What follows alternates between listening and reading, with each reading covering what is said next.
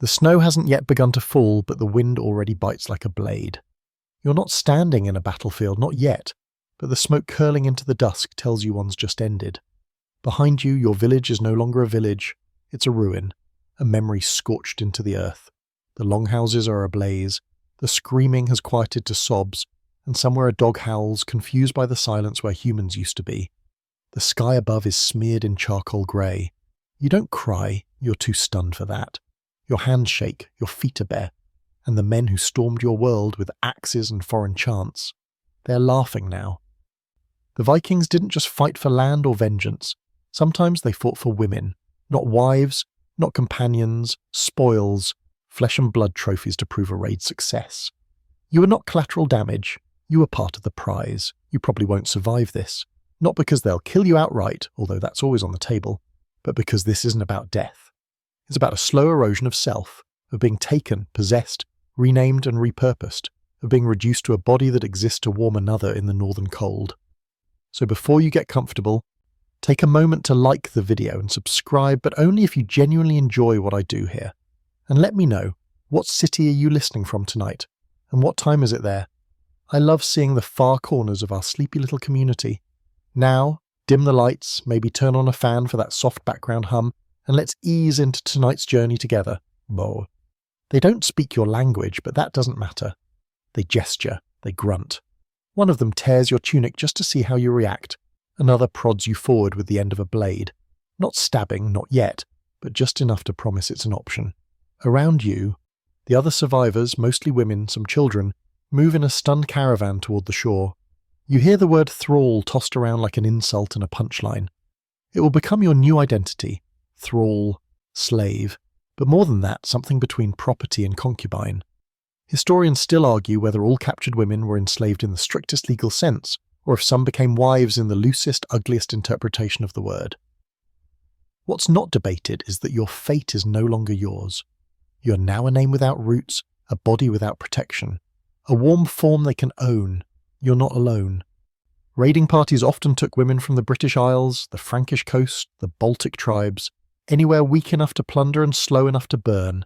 Viking sagas don't linger on these details. They talk about conquest, not consequence, but the archaeological evidence whispers the truth. Graves with foreign trinkets, bones bearing marks of trauma, genetic signatures that don't match the expected lineage. There's a strange, sick etiquette to how they handle you. One man slaps another's hand away from your arm, like you're a piece of fruit someone picked too early. There's hierarchy even in cruelty, you're likely claimed already. The one who pulled you from the burning hut. The one who held your wrist like he'd just won something. And in a way he had. To the Vikings, women were part of the economy of raiding. Some were taken to be sold in bustling slave markets as far away as Constantinople. Others were kept, broken in, absorbed. You feel the way his gaze lingers, not with lust, but with appraisal. He's not seeing you, he's imagining what you'll be in his house, in his bed, in his stories, if he ever bothers to tell one. There's a myth that Vikings respected women, that shield maidens stood as equals, that Norse culture was progressive for its time. And yes, in their own society, Norse women had certain rights. They could inherit, divorce, even run households.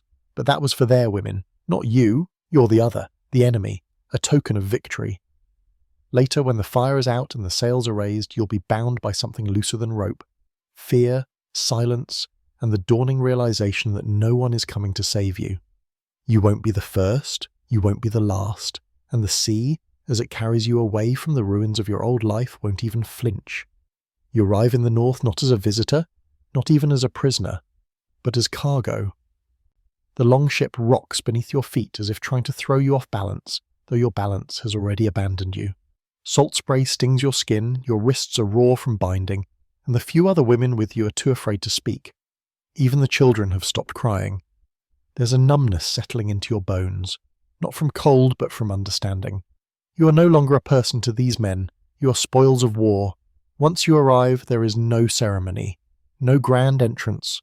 The ship lands in a harbour lined with wooden buildings and barking dogs, and you are herded off like cattle.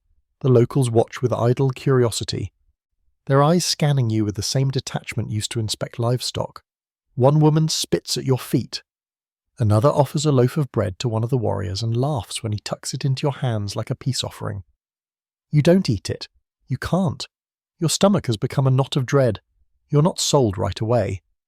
Sometimes captives are stored, held like stock to be bartered later, when the markets are ripe or the house is ready. The men argue about value. One comments on your hair. Another mentions your hips. They aren't speaking to you, but about you, as if you're a dress or a tool or a particularly expensive horse. Historians often downplay this brutality, preferring to focus on trade routes and shipbuilding, but make no mistake, women were currency. In sagas, the gifting of a woman is often framed as an act of diplomacy, not cruelty. One man gives another a foreign girl to celebrate an alliance. The girl's name, of course, is never recorded. You sleep on straw that first night, under a roof that doesn't feel like shelter. The man who has claimed you doesn't touch you yet, but he doesn't need to. The room itself is a violation. Carvings of gods watch from the beams above, Odin, Freya, Thor, but none of them seem inclined to help. If anything, they feel complicit. There's a statue of Freya in the corner, the goddess of love and fertility, her wooden eyes hollow. You wonder if the woman who carved her had hands like yours, if she wept like this. In the morning you are washed, not by choice but for presentation. A pail of icy water is thrown at you, and rough hands scrub your skin until it burns. Your old clothes are gone. Burned, probably. In their place you're given a coarse wool tunic and leather shoes that don't quite fit. This is not kindness. This is branding. You are being made into one of them, visibly at least, but you still feel like a ghost in a stranger's skin. At market you watch as another woman is traded. A girl, really. She's no older than 15. A farmer examines her teeth like she's a horse, then nods and hands over a sack of grain. That's all it takes. Grain. You want to scream, but your voice has become useless. When you speak, they don't listen. When you cry, they don't care, so you stop. There were Viking slave markets in places like Hedeby, Birka, and Kaupang. These weren't hidden affairs. They were central to the economy. Captives from raids were sold alongside furs, walrus ivory, and amber. Women in particular were prized for their domestic utility. That's the polite phrase scholars sometimes use. It means cooking, cleaning, warming beds, and bearing children who will never know their mother's tongue. You begin to learn small things, the word for yes, the signal to kneel, the face he makes when he's drunk and cruel, which is different from when he's just cruel. You notice patterns, who trades who, which men brag about how many women they've broken. One boasts that he once had a thrall who tried to escape. He broke her ankle and kept her chained to the bed. Everyone laughs. You don't. You memorize that story like a warning. But there's a strange hierarchy even among captives. Some women are favoured. They wear better clothes. They're allowed to walk freely.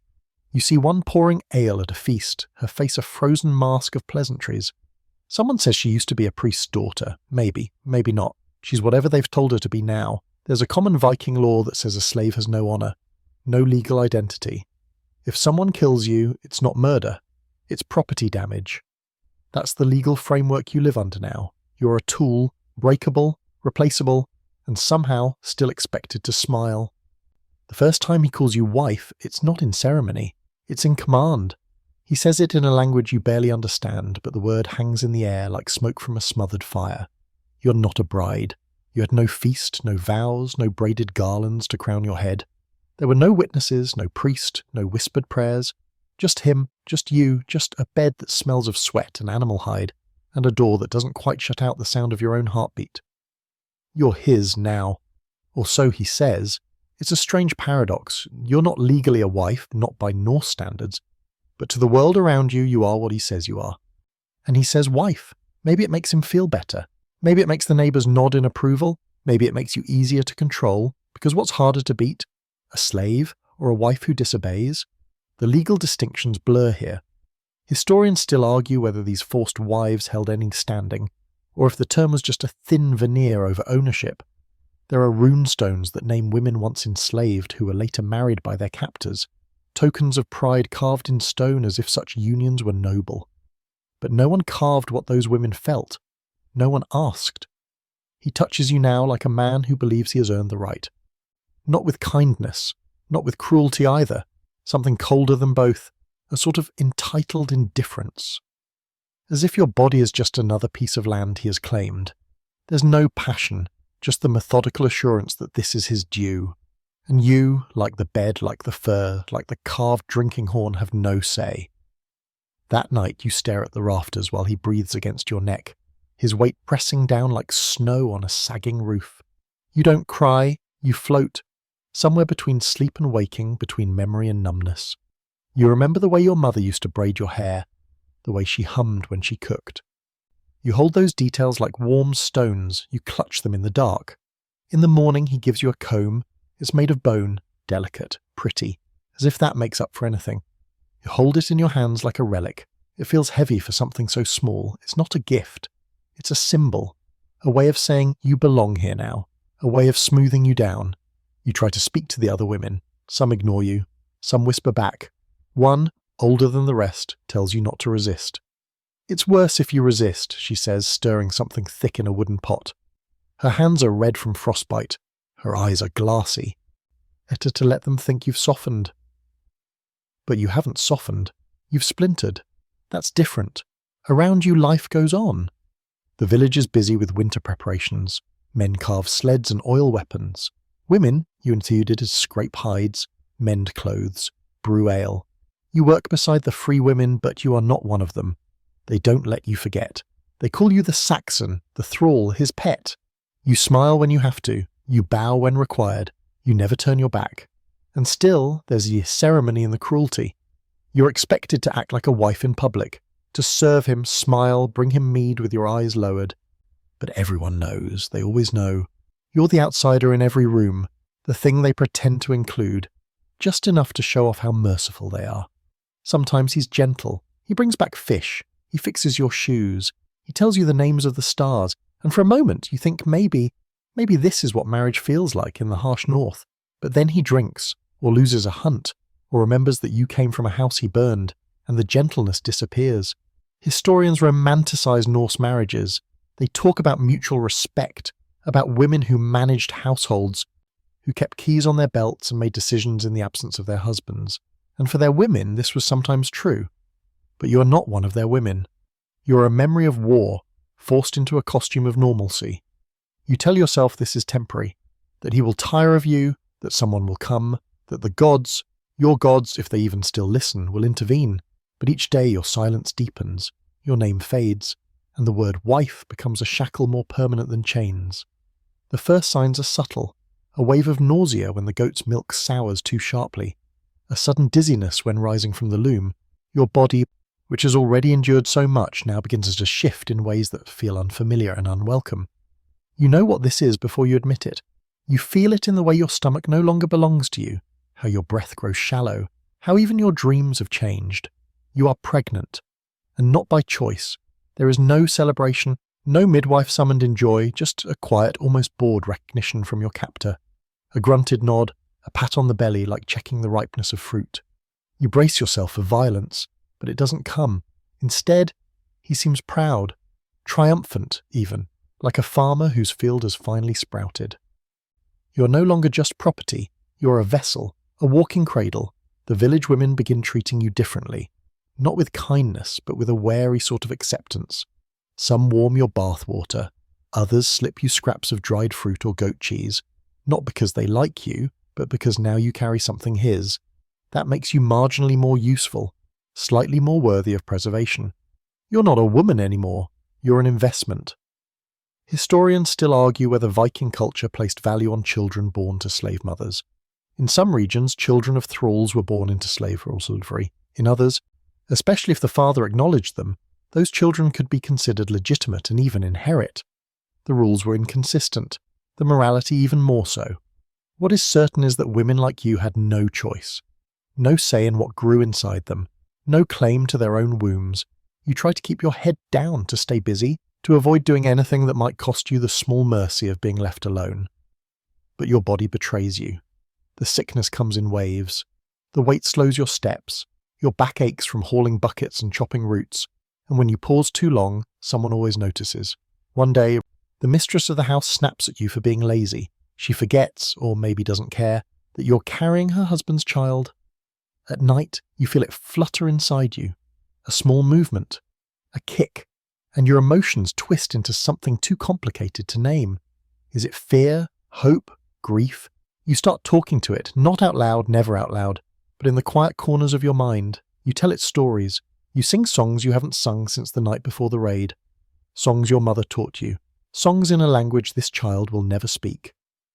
One day, an elder woman, bent and sharp-eyed, pulls you aside. She hands you a pouch of dried herbs and tells you how to brew it into tea. If you want to lose it, she says plainly, this will do the job. She doesn't look at you with judgment, just a kind of weary understanding. You hold the pouch for days, hidden in your sleeve, fingers brushing against it with every movement. But you never drink it. Not because you want this, but because you're not sure what would be worse. Losing the child or living with the guilt of ending the one thing that's still yours, the only thing they haven't named. Winter arrives with a silence so deep it hums in your ears. Snow drifts high against the longhouse walls. The hearth burns constantly now, and the air inside smells of wood smoke and damp wool. You move slower. The mistress allows it, grudgingly. The others avoid your eyes. You're no longer just a captive, you're a walking reminder of what war leaves behind. You've heard whispers of women who gave birth in silence, teeth clenched so tightly they cracked, unwilling to cry out under a roof they never chose. Others died in labour, nameless, buried without ceremony, their children absorbed into the household like new possessions. You wonder which fate waits for you. One night, while the fire pops and the wind howls, your captor wraps a fur around your shoulders and says in a voice almost soft, "Strong child, like his mother." You don't answer. You just nod, because the silence is the only part of you he hasn't taken. They call you husfru now, not thrall, not slave, not out loud anyway. The word means housewife, mistress of the household. You wear a key at your belt, just like the free women. You manage the larder, delicate chores, grind herbs for stew. Some days you almost forget how you got here. Almost. But every glance from the other women reminds you. You may have climbed the ladder, but it was built from blood and ash. The child is born during a snowstorm. The labour is long, the pain grinding through your spine like a dull axe. There's no priest, no sacred rite, just you, a basin of lukewarm water, and a young girl tasked with wiping your brow. You don't scream, you've learned not to. When it's over, the child, a boy, is taken from your arms almost immediately. They clean him, wrap him in, hand him to him. He holds the baby like a war trophy. You lie there, torn and bleeding, and no one bothers to meet your eyes. Still you live, and in this world that's something. A strange transformation begins. You've moved up in the household, but not by merit. You are the woman who bore his son. That means something here, more than it should. You now eat at the family table instead of the corner. You're given a proper cloak, woolen and dyed with berries. They call you by a name, your new name, and you answer to it, even if it burns your tongue every time. Historians still debate whether women like you were truly elevated or simply repositioned for convenience. In some rare cases, a former thrall could be freed, granted manumission, even inheritance rights. There are records of such women leaving behind property or being buried in respectable plots. But were those women ever really free? Or just better-dressed prisoners? The child grows quickly. He's bright-eyed, curious. He doesn't know who you were before. He clutches your braid when he's afraid of thunder. He calls you more, and your heart splits in two. Because even though he carries the blood of your captor, he also carries your nose, your stubborn chin, your lullabies. You wonder what he'll think when he's old enough to understand what you were before you became his mother. Around you, the hierarchy remains sharp. Other thralls defer to you now, some resent it, others avoid you, as if proximity to your strange power might be contagious. You don't blame them. You would hate you too, and yet your captor, no, your husband as he insists, treats you with increasing affection. He boasts about you at feasts. He claims you as proof of his strength, the woman he took, tamed and elevated. He leaves offerings at the god's altar thanking Freya for his strong household. You stand beside him, stone-faced, holding your son. You're a monument he built from ruin. You find strange ways to reclaim yourself. Little rebellions tucked into routine. You add too much salt to the broth. You carve runes into the baking table. Old ones from your homeland, ones he won't recognize. You hide your real name inside your son's lullabies. It's not much, but it's something. There's one woman in the household who sees you, really sees you. She's older, quiet, sharp-eyed. She brings you herbs when the pain in your hips flares up, and once she slips you a scrap of parchment with a prayer written in your mother tongue. Don't forget, she whispers, even if everyone else does.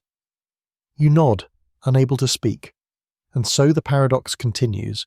You have power, but it's not truly yours. You have standing, but it stands on a foundation of trauma. You're both captive and respected, both prisoner and a matron, a contradiction wrapped in wool, with a child on your hip and a past no one wants to hear. At night, when the fire crackles low and your son's breathing steadies into sleep, you sit on the threshold of the longhouse and stare at the sky. The stars look the same here as they did back home, but nothing else does. Your skin is thicker now, your heart quieter. You survived, you even adapted. But survival isn't freedom. By now, you've learnt the unspoken rules. When to smile, when to lower your eyes, which jokes at the feast are safe to laugh at, and which ones are better left to silence. But behind that careful mask, something else has been growing, quietly, slowly, like moss in a shaded grove. It isn't revenge, not exactly. It's something softer, colder, a hunger for control in a life where so little of it is left. They call it cedar, sorcery, women's magic, dangerous, dishonourable. In old songs, even Odin fears its power. In practice, it's nothing like the sagas claim. No fire from the sky, no vanishing in smoke, just herbs, symbols, timing, intuition, and silence. Always silence. You learn from the old one, the woman with sharp eyes and steady hands. She never says too much. She doesn't need to. You watch the way she gathers mugwort in the damp spring woods, the way she ties knots in red string and mutters under her breath. You start to copy her when no one is looking. Your captor, your husband, if we're still calling him that, frowns when he notices your growing closeness with the old woman. She was always strange, he mutters. Too many secrets. He doesn't forbid it, though. Maybe he thinks it's just harmless woman's work, spinning yarn and muttering nonsense. But you know better, and so does she. Historians still argue whether cedar was widespread among Norse women or if it was a fringe practice. Some sources call it revered, others reviled. Odin himself was said to have practiced it, yet men who followed it were mocked as unmanly. For women, it was both a threat and a refuge, a way to influence the world in a place where they had no weapons.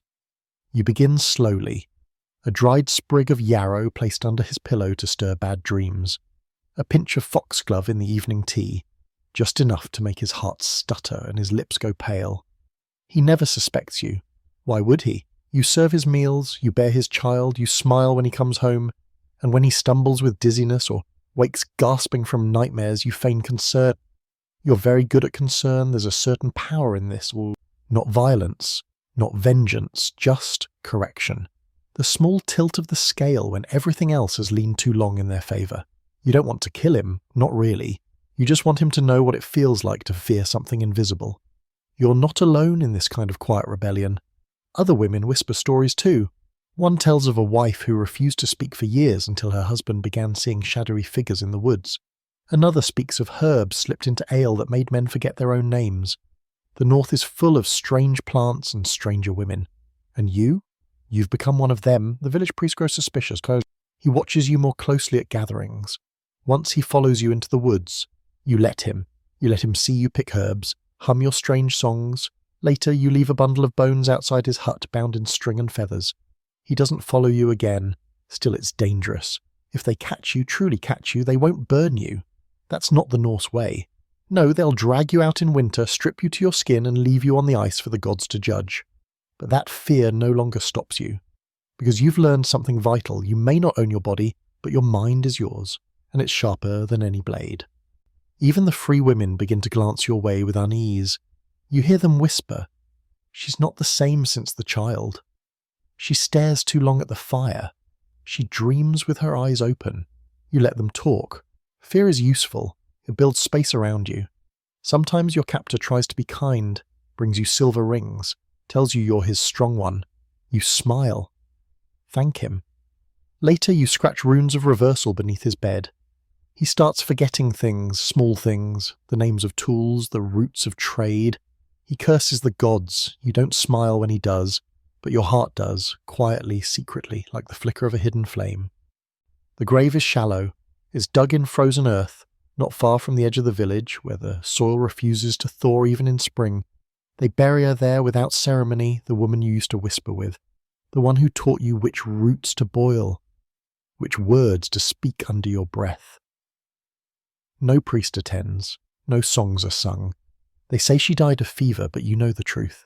You saw the bruises, you watched how her hands trembled those last days, how her mouth swelled shut, how the villagers looked away when she passed, and now she's gone, covered in a thin scattering of stones, no marker but a broken spindle left at her side.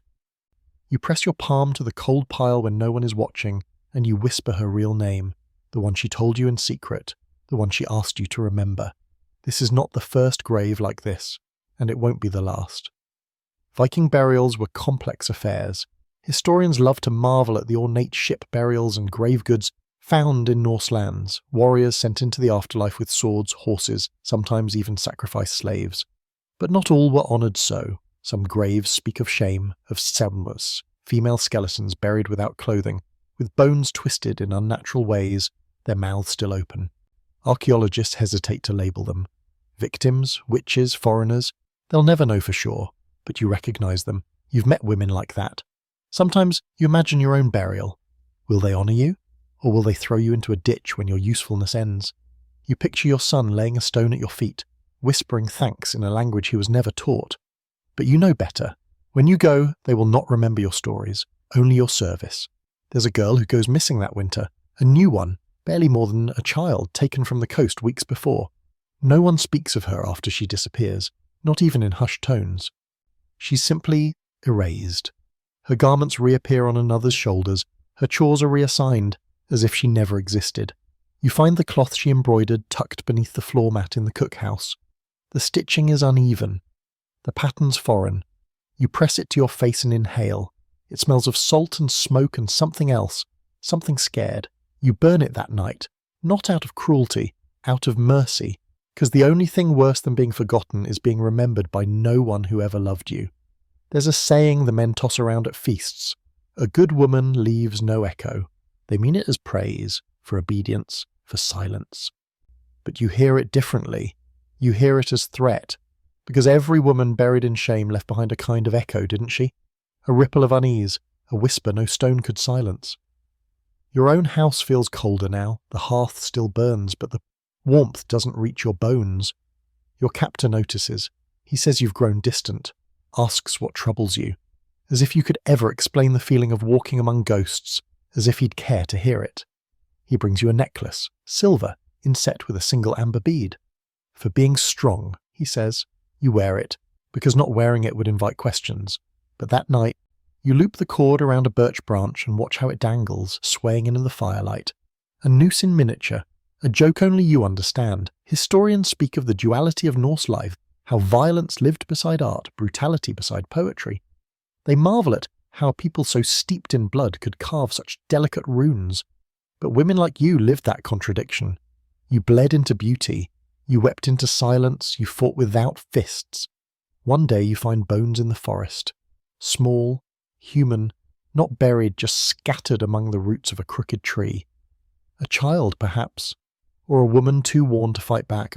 You dig a hole with your bare hands and cover them, not with reverence, but with ray.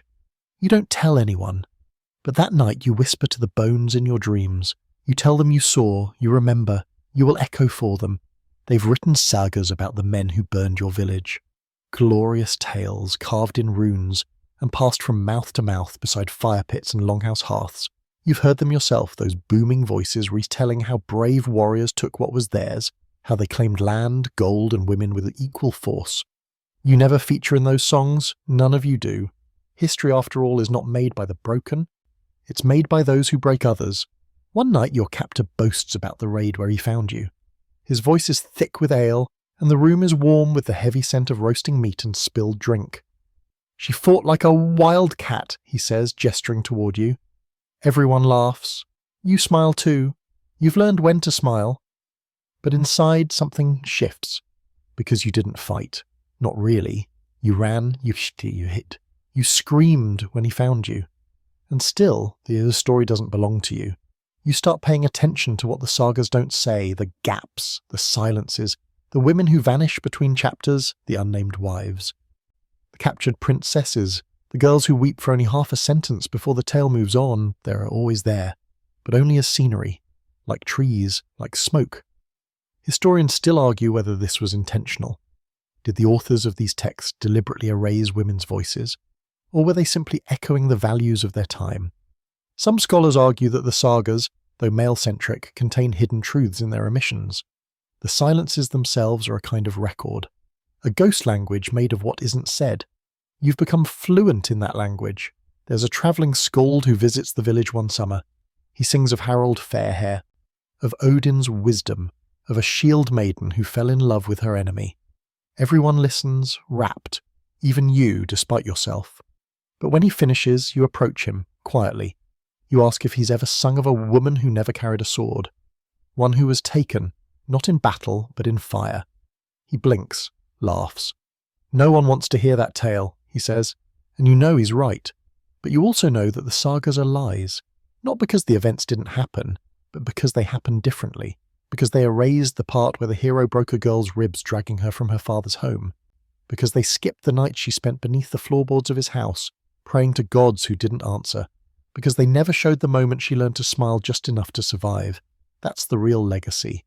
The women who endured the same storm, but were never carved into stone. You begin carving your own runes in secret, not for others to read, just for you, on bits of wood, bone, the underside of the bed frame. You write your old name again and again like a spell to keep it alive. You write the names of the others too, the women who vanished, the girls who never made it off the boat. The friend whose grave lies unmarked near the birch trees. You don't know all their names, but you make them up, give them words, make them real again. You even begin telling stories to your son. Quiet ones whispered by the fire. Tales where the women don't vanish, where they curse kings and ride wolves and bury knives in the backs of the men who try to steal them. He doesn't understand yet, but one day he will, and when he asks why the stories don't match the ones in the sagas, you'll tell him, because history lies when it forgets. At feast days, when the hall is filled with drunken boasts and slurred songs, you let your eyes roam the carved beams. The wooden panels tell stories, gods, monsters, wars. You wonder if anyone will ever carve your story, not the lie your captor tells, the real one. You almost hope they don't. You'd rather live in the silence, because the silence at least is honest. Sometimes you hear the women crying through the walls, not every night, just enough to remember what world you live in. You press your palm against the timber and whisper their names, real or imagined. It's the only prayer you still believe in. And maybe one day, when all the sagas are gone and the fires have burned to ash, someone will find your carvings and wonder who she was, the woman who left behind no songs, no fame, only echoes. She stares at you across the hearth, the new one, young, frightened, wearing a tunic 2 sizes too large and shoes that haven't yet moulded to her feet.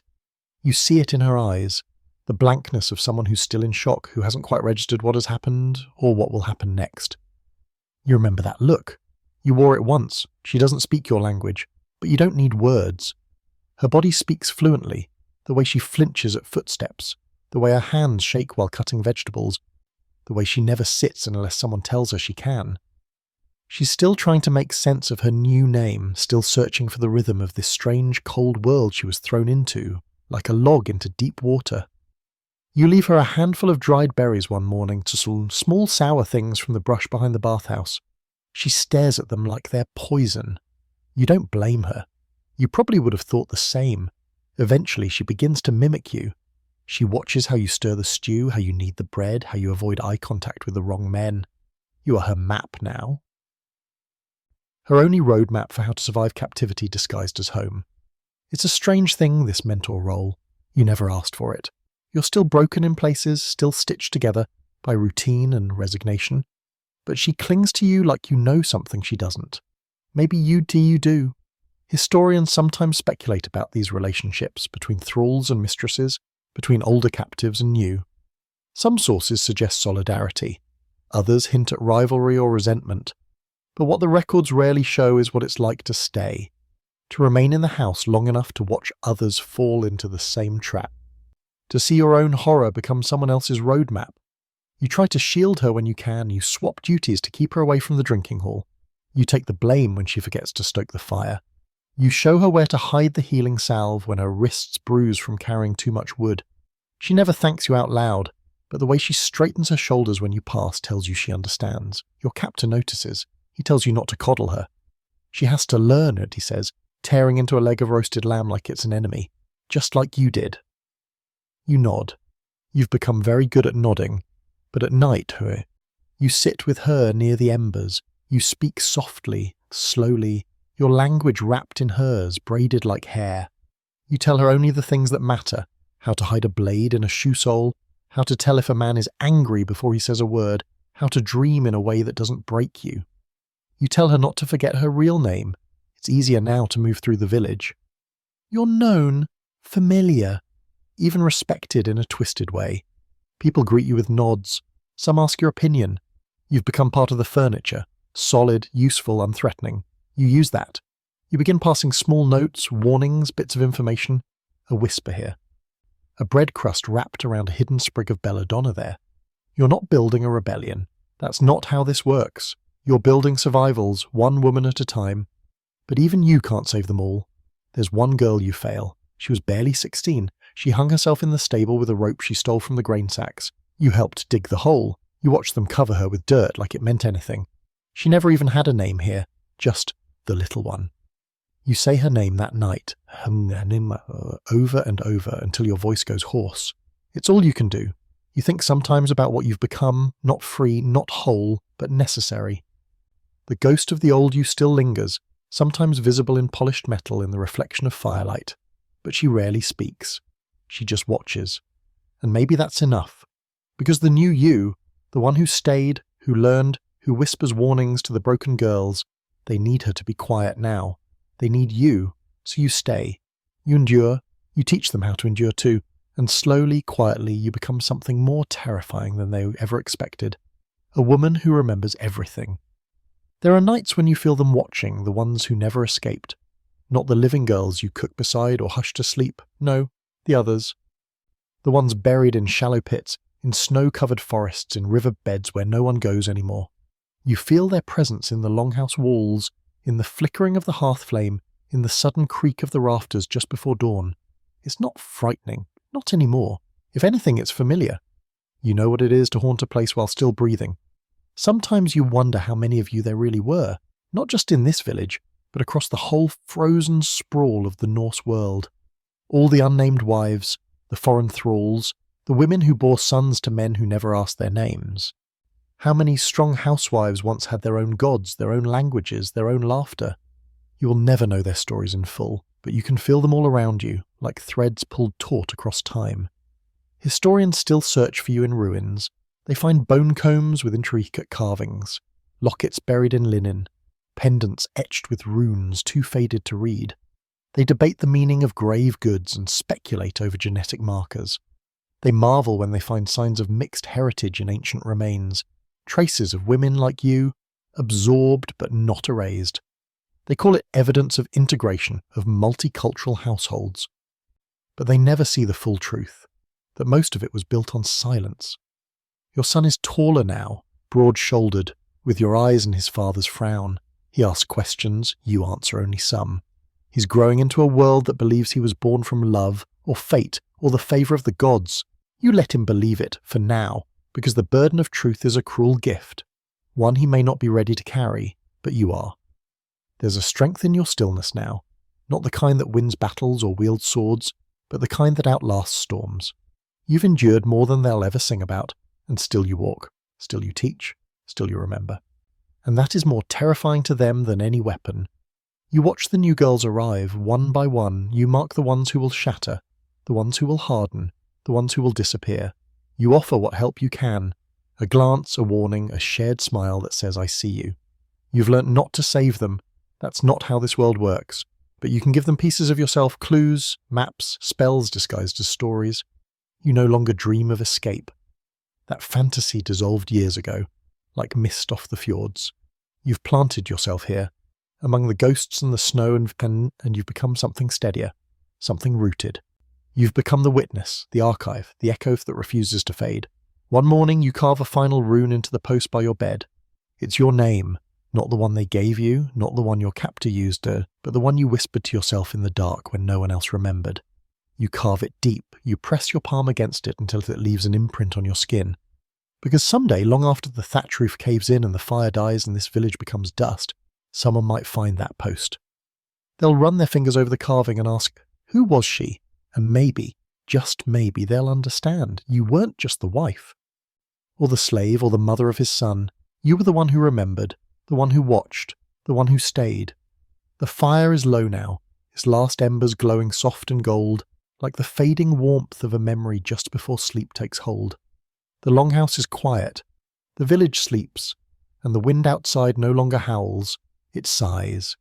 You can let go now. You've carried so many names, so many burdens, but here, in this moment, there is no need to be strong.